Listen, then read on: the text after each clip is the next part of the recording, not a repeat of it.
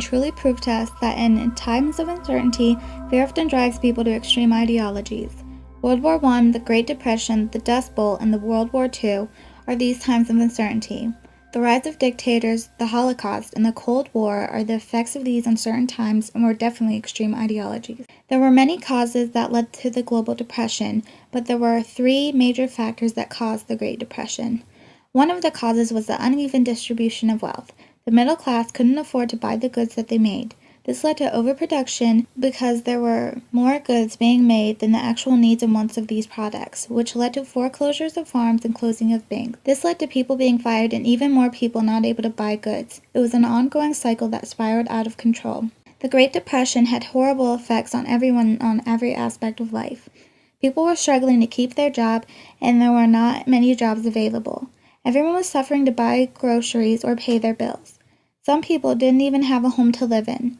But many people were becoming sick because of the living conditions. Some were even becoming depressed because of this new lifestyle they had to face.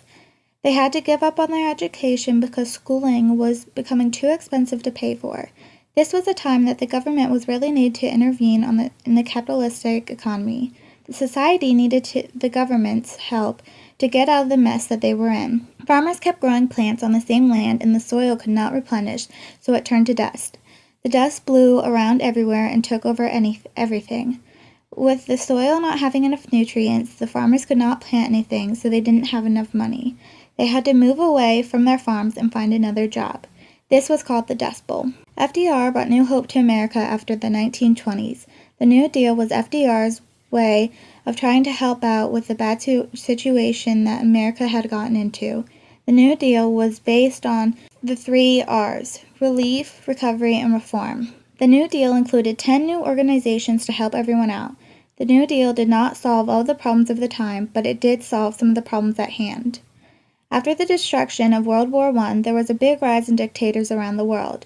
Many countries didn't fight back against the dictators because these men promised quick fixes to their country's problems, and at that point they didn't really care about their promised human rights. Dictators came to power in Japan, Germany, Russia, Italy, Spain, and Argentina. The world responded in many different ways to all of the aggression that was going on in the world.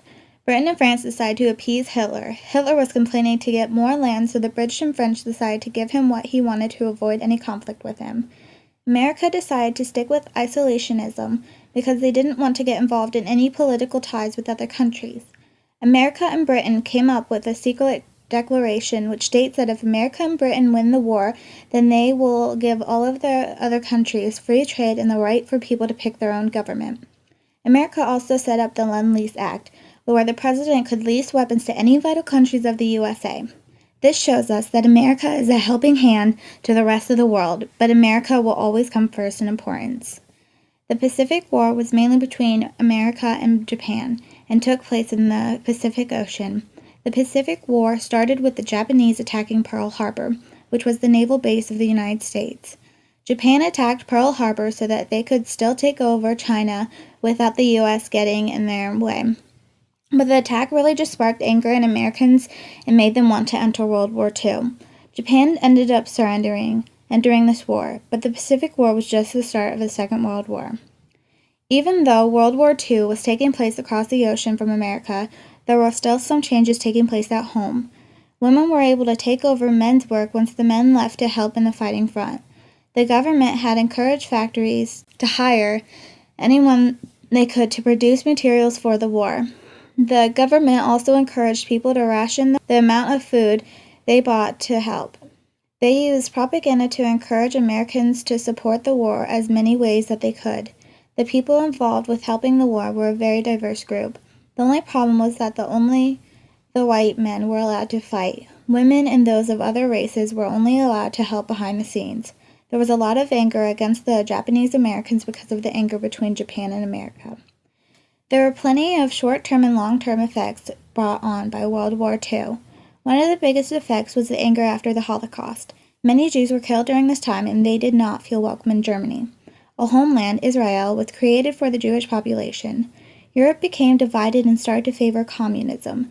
There were new nations created by the Allies. There were the Nuremberg trials and the trials in Japan after the war. There was the occupation of Germany and Japan. Another effect from World War II was the Cold War, which followed soon after the war was over.